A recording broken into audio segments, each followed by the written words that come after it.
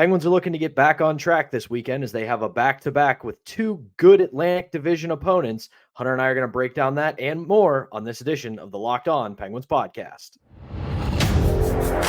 You're Locked On Penguins, your daily podcast on the Pittsburgh Penguins, part of the Locked On Podcast Network, your team every day.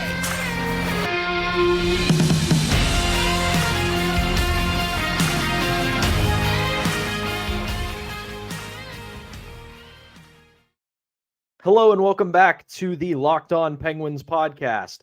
I am one of your hosts, Patrick Damp. You can follow me on Twitter at synonym4wet, joined as always by the illustrious, the one and only Hunter Hodes. You can follow him on Twitter at Hunter Hodes. You can follow the show's Twitter at LO_Penguins. And we thank you for making this your first listen slash watch of the day. You can find us on YouTube or wherever you get your podcasts. And today's episode is brought to you by Game Time. Download the Game Time app, create an account, and use the code LOCKEDONNHL for $20 off your first purchase. So we deviated from the schedule. Surprise, we're here. We had things to talk about, things to say, because even though it was a 1-0 loss to the New York Rangers on Wednesday, still a lot of things to discuss here. And I just want to get this out of the way right off the jump. Hunter is traveling right now for the holiday. So as you can see, his background's a little different. There may be some technical difficulties. Please bear with us if there is, because sometimes it happens. Hey, it's the unspoken occupational hazard of our business of media. Sometimes you run into technical difficulties when you travel. So we appreciate you guys bearing with us if sometimes it gets a little choppy, but we're going to do our best to keep this one on track. So Hunter, I listened to your solo episode yesterday as I was cooking Thanksgiving dinner. For all the people who came to visit my place, shout out to all them. I appreciate you guys for at least humoring me and saying I can cook, but different discussion, different day. So I also wanted to hop on an episode today and talk about the power play, because it's time for you to cook, Pat. I said what I needed to say about the power play. I roasted it for 9 to 10 minutes. What do you think about that god-awful unit right now? Here's where I want to start, okay? And I said this on Twitter, and I got a little bit of pushback, which is understandable because it was right after the game. And regardless, if you're a diehard hockey fan, I say this all the time, if you're listening to a show like ours, you're the 1% of the 1% of hockey fans because you're actively seeking out hockey discourse. You're not tripping, falling into it. I can't blame it totally on Todd Reirden anymore. I just can't. I'm not going to sit here and say that he's blameless, because he absolutely is not. When a unit is looking this poorly, it's everybody's fault top to bottom. If I can cross sports here in our fair city, it's the same thing with the Steelers offense. I was a Fire Matt Canada guy, and I still am and was, and it's a good thing that he was, but it wasn't entirely him. Just like this power play, I don't think it's entirely on Todd Reirden. He has blame. It's a big part of it, because if you're coaching the unit, you're the de facto leader. So when it's failing, everybody points to you as a problem.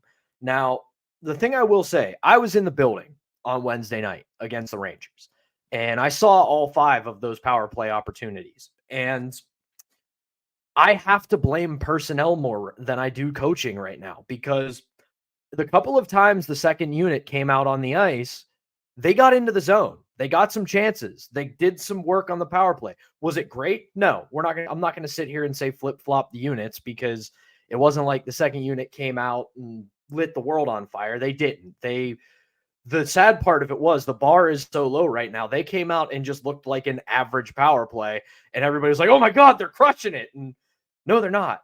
But the best way I can describe it is that this top power play unit plays like they are entitled to a goal. They play like they're going to take the ice and the opposition is going to go, whew, a lot of talent on that power play. We might as well just quit. They don't skate very hard. There's not a ton of hustle. They don't pick up rebounds.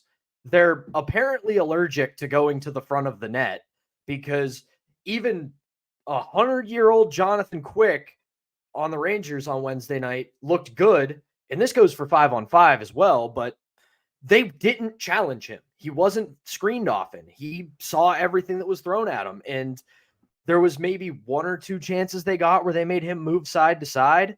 And I don't care if you're playing Igor Shesterkin or Jonathan Quick or Casey DeSmith. If you're not going to challenge a goalie, you're probably not going to score. You watch that top unit, and nobody got in front of Jonathan Quick to obstruct his view. Nobody was crashing the net during shots. By the end of the game, they were so frustrated, they were just shooting at Rangers forwards. Like, everybody was like, oh my, like, as much as I can't totally disagree with the shoot it crowd, like, by the third period, the people sitting next to me were like, come on, shoot it. And like, they got their wish, and then they were shooting it right into Rangers defenders. So like, this unit can't continue to exist the way it does. And as we saw from just about everybody that covered practice on Thanksgiving morning, Mike Sullivan and Todd Reirden have completely put the power plays in a blender. The top unit at one point on Thursday morning was Crosby, Gensel, Hinostroza, Karlsson, Zahorna. And why not? Power play too. Literally, why not? Why not put it in a blender? I have never been a big proponent of splitting up Sidney Crosby and of getting Malkin on the power play. I've always thought it was foolish, but I don't think I've ever seen the power play this bad during their tenure here. So at this point, you kind of honestly have no choice but to experiment with them on their separate units. If it doesn't work, okay, you can put them back and maybe make some other changes to that unit. But I have no problem with that, with them doing that right now. Excuse me. I really agree with everything you said during that, Pat. Just too much perimeter play. The shots that they did take were not good enough. They have not had a strong net front presence since obviously Patrick Hornquist left. I think that is a big need for the Penguins right now, but you know, those players are very hard to find. They do not grow on trees, my friends. I mean, heck, to get Patrick Hornquist, they had to give up James Neal at the time, who was a very good goal scorer. I know he's not that anymore. Obviously, it's been a long time, but he was still one of the best goal scorers in the league at that time. So they're missing that.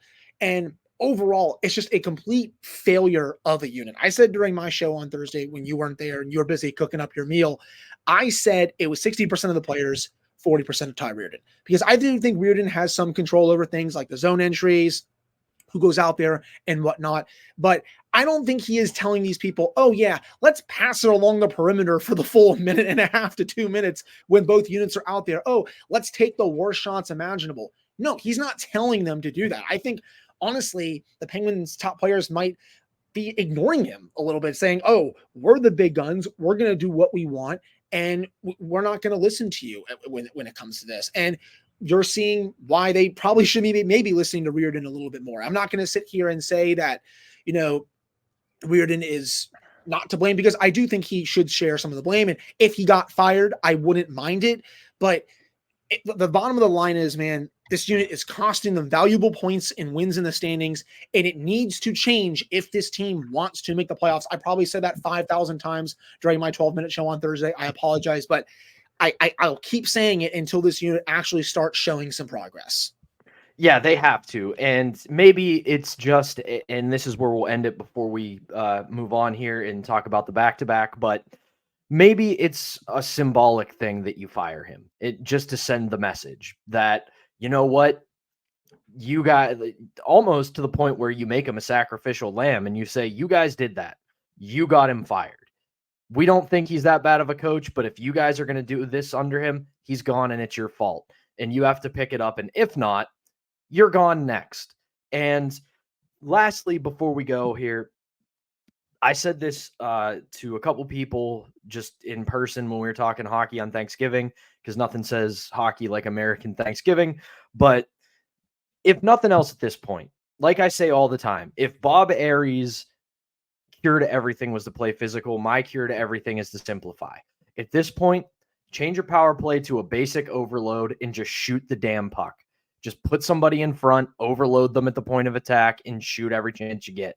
And if you start building on that, you start scoring goals, you start seeing progress, maybe we go back to an umbrella. Maybe we go back to a more passive kind of catch the mismatch systems. But right now, it ain't working whatsoever. So we're going to leave it there. And 3 for 31 at home this season on the power play, people. 3 for 31. That's pathetic. It's terrible. So we're going to leave it there. We got 2 games to talk about. They're playing the Sabres tonight, and then Kyle Dubas's old friends come to town on Saturday. But first, this episode is sponsored by BetterHelp. Now, it's that time of year where sun's going down early. It's not coming up that early as well. It's cold outside. You got to clean all the stuff off your car. And with that, maybe you're starting to struggle a little bit with the seasonal blues. This time of year can be a lot, and it's natural to feel some sadness or anxiety about it. But adding something new and positive to your life can counteract some of those feelings. Therapy can be a bright spot amid all of the stress and change, something to look forward to make you feel grounded and give you the tools to manage everything going on. If you know me, if you follow me on social media, if you're friends with me, you know I am a huge proponent of therapy. I go to therapy. It has done so much for me. It has taught me coping skills to deal with anxiety as well as depression, which I do suffer from. So it has been a net positive in my life. So if you're thinking of starting therapy, give BetterHelp a try. It's entirely online, designed to be convenient, flexible, and suited to your schedule. All you have to do is fill out a brief questionnaire to get matched with a licensed therapist. And if you want to switch therapists, you can do so at any time for no additional charge. Find your bright spot this season with BetterHelp. Visit BetterHelp.com/LockedOnNHL today to get 10% off of your first month. That's BetterHelp, HELP.com/LockedOnNHL. Excuse me. That's BetterHelp.com, HELP.com/LockedOnNHL. Welcome back, hockey fans, to another edition of the Locked On Penguins podcast. I'm one of your hosts, Patrick Damp, joined as always by Hunter Hodes on this surprise Friday episode that we decided to sit down and hit the record button. So as always, thank you for making us your first listen/watch of the day. So tonight, Buffalo Sabres, they're heading up north to good old Buffalo, New York to take on a young and up and coming team that's had its struggles this year, but this could be a good get-right game for this team because Buffalo's been struggling a little bit as of late overall. But, you know, they played well against this team before, and I do think that this is a game where you look at what they're bringing to town. The big news is that Zach Benson is going to play, and he's going to stay up with the big club. So congratulations to him, all things considered, because that's one pick away, man. He was one pick away. He really was. No, I love Braden Yeager, man. He's off to one heck of a start for his junior team, but I can't lie. I would have been really excited if they got their hands on Zach Benson with how good he's been already for the Sabres. And did you see his first NHL goal a couple days ago? It was unbelievable. Like, gorgeous. The goal to be able to do that as a rookie, just to, say, I'm going between the legs and I'm just going to casually score my first goal like that. But yep. This is a good team, and they have, like we talked about before. I think a lot of people, including us, kind of put this team a little bit further ahead than they were. But I always say it with young teams like this, and I want to get your thoughts on the Sabres here in a sec. Is one of the best things about the NHL becoming a young man's game now is that rosters like this don't know how to know any better. It's like you talk about that first goal by Zach Benson. Can you imagine 10 years ago some rookie trying that wasn't a first overall pick? Like they just wouldn't. The game is at such an incredibly skilled and talented era that you see a guy like Zach Benson just come into the NHL that is likely going to get sent back to his junior team, comes in and says, you know what? No, I'm going to have such an impact as a rookie that you're going to be forced to keep me. So again, I think this is going to be another one of those nights where the advantage for the Penguins has to be in net. I agree. Alex Nedeljkovic, he's going to get the start tonight. I think that's what we discussed earlier this week, man, where Nedeljkovic was going to get this one. You go Tristan Jarry for the game against the Maple Leafs, a much better team.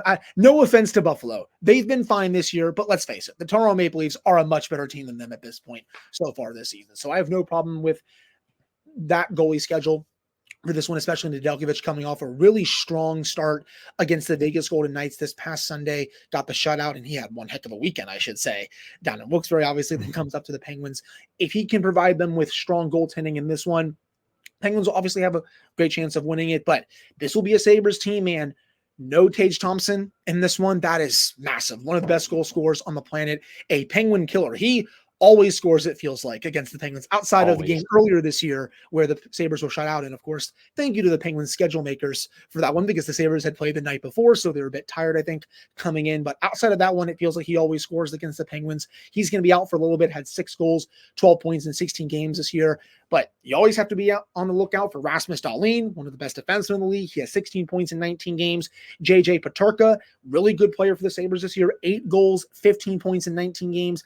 Casey Middlestad's been more of a playmaker this year. 12 of his 15 points are assists. Jeff Skinner's playing well. You got Alex Tuck, Dylan Cousins, all those good players and such. But for the Penguins to win this game, I honestly want to see them do what they did this last game against the Sabres a couple of weeks ago, where they did a good job keeping them to the outside. I mean, yeah, the Sabres had 11 high danger chances at 5-on-5, but I don't really feel like when I was at that game that they were all that threatening. And honestly, for the entire game, all situations wise, they only had 11 high danger chances. I will take that any day of the week. So if you can bring that same game plan up to Buffalo that you had in Pittsburgh against this same team, where you were limiting their chances to the outside, you were winning the battles in the neutral zone, you were winning the special teams battles, and you were getting the edge in net, because Pekka Luukkonen especially had a big softie in that game from Drew O'Connor, if I remember correctly. You can get that kind of bounce, get the good goaltending on your side. I think the Penguins can definitely win this game before coming home to play the Maple Leafs on Saturday night. This is still a really big game for them.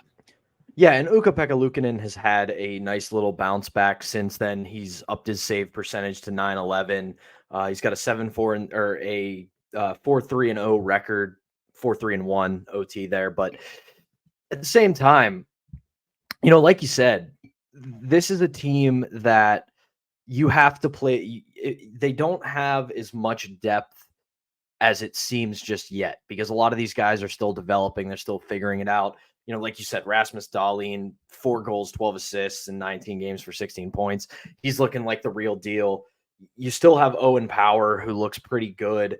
And Jeff Skinner's Jeff Skinner. Like he has decided to remember that he's Jeff Skinner again, which is great news for Buffalo. So this isn't going to be an easy one.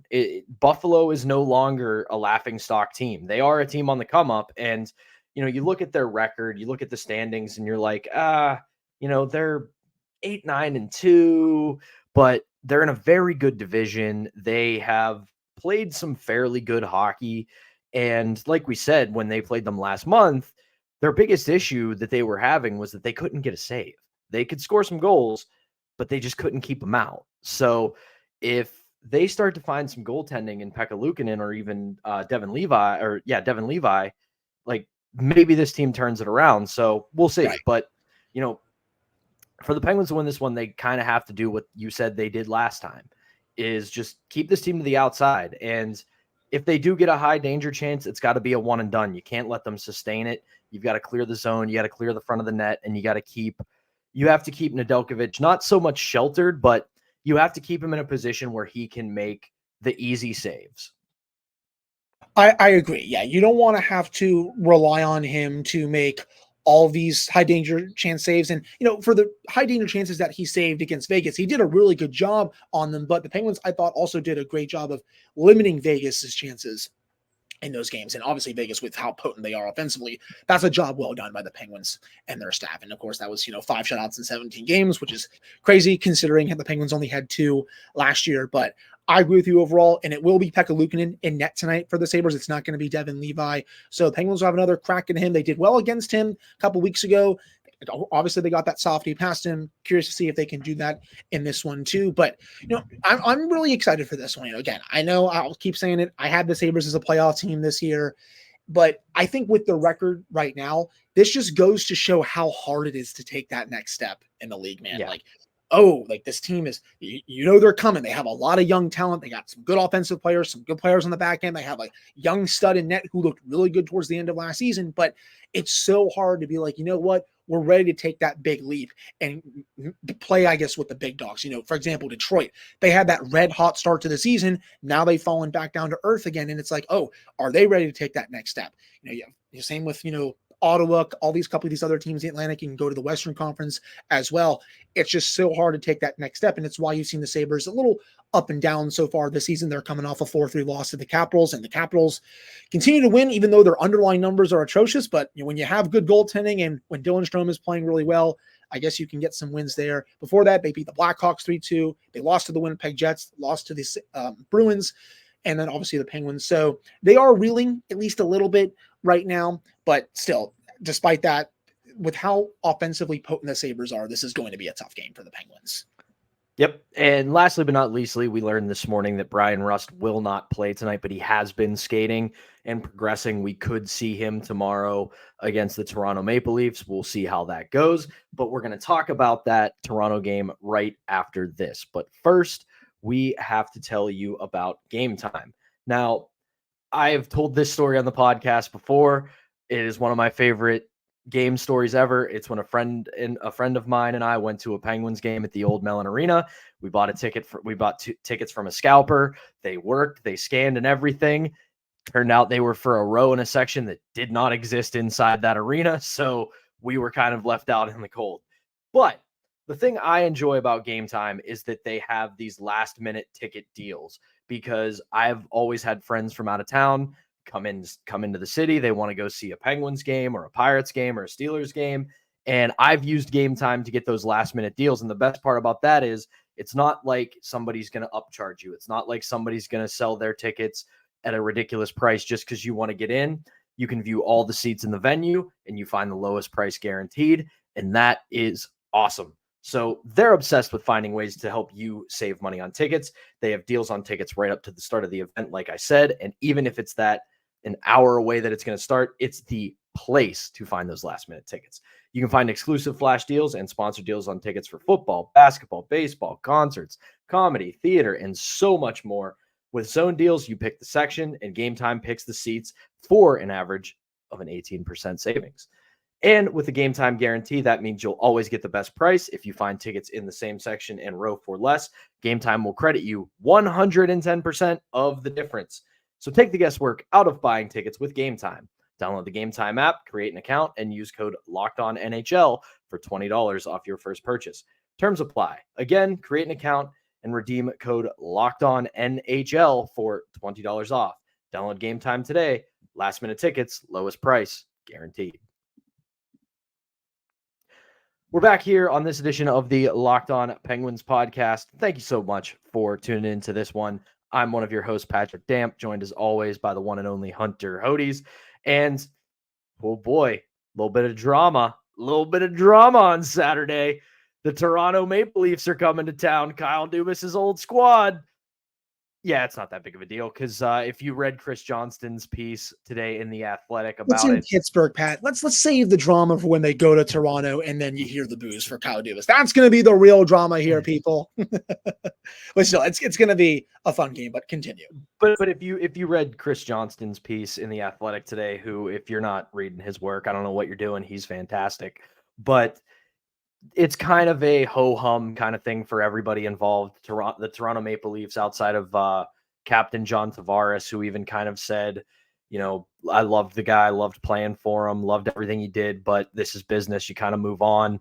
And Kyle Dubas is, outside of just a couple of things, hasn't really talked about the departure from Toronto. So just kind of a fun little narrative that people can talk about, but it's not going to play that big of a deal.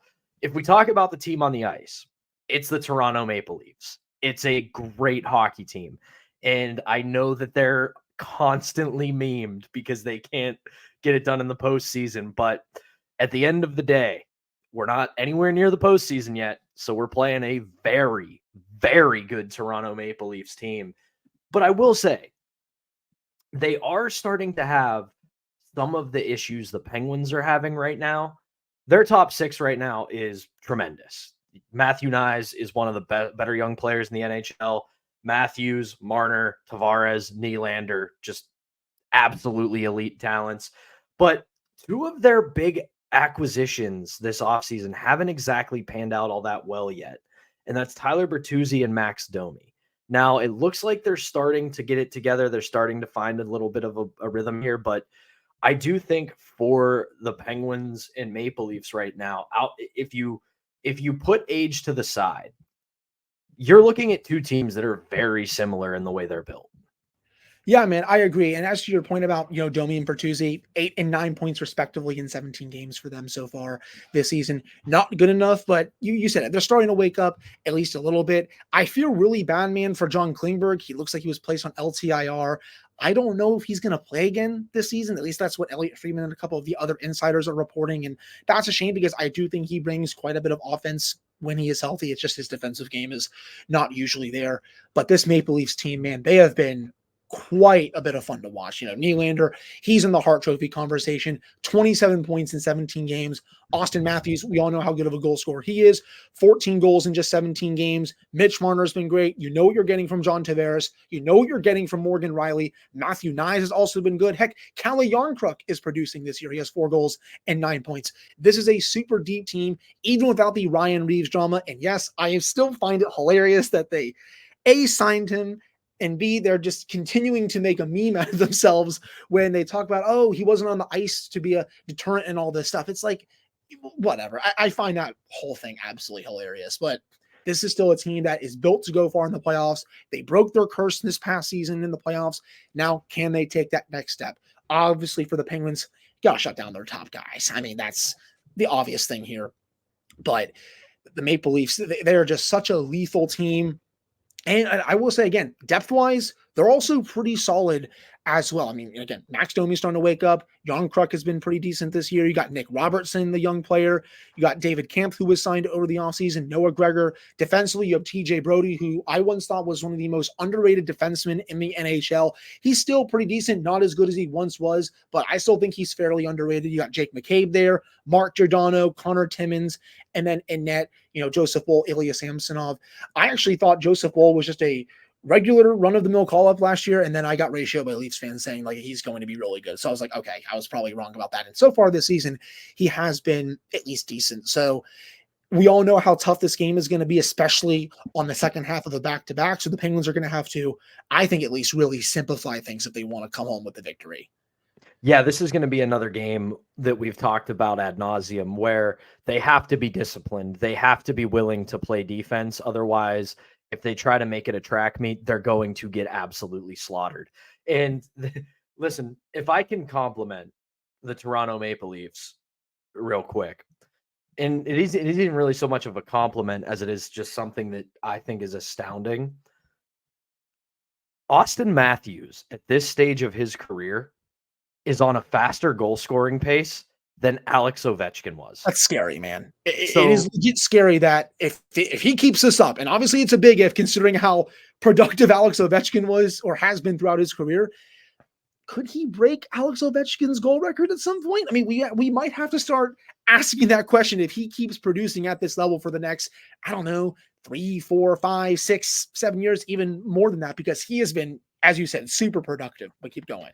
Yeah, I absolutely, outside of, the Ryan Reeves drama, because like I said before, that's the Arrested Development meme of we're going to sign Ryan Reeves to be a deterrent. I should say as well, Alex Ovechkin's record for second most goals of all time, and obviously he still has the most. Apologies. As the Arrested Development meme goes, we're going to sign Ryan Reeves to be a deterrent. Other teams have done it. Did it work out for them? No, but it just might work out for us. But anyway, this is a really good team. And I do think that the Penguins, historically, at least the last couple of years, have struggled against this Toronto Maple Leafs team. So between playing a younger team that you can get yourself back on track against tonight in Buffalo, then you can play a legitimate contender in the Atlantic in Toronto.